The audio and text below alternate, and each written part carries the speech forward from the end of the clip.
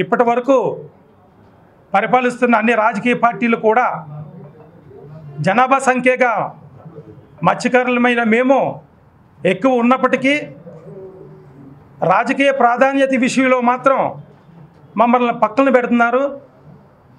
దయచేసి ఈ రాబోయే రాజకీయ అసెంబ్లీ ఎన్నికల్లోనైనా మా యొక్క మత్స్యకారుల నాయకులను గుర్తించి వాళ్ళ సేవలను గుర్తించి ఉత్తరాంధ్ర మొత్తం మీద ఎక్కడెక్కడైతే ఉత్సాహవంతమైన నాయకత్వం పనిచేస్తుందో దయచేసి డబ్బు పరంగా కానీ ఎటువంటి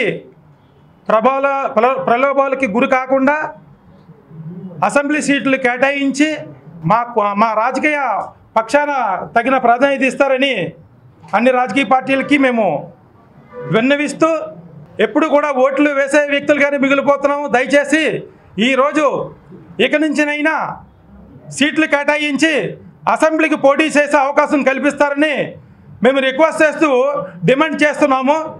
ఈ అభివృద్ధి పేరుతో అనేక కర్మాగారాలు మా సముద్ర తీర ప్రాంతాన నిర్మిస్తున్నారు.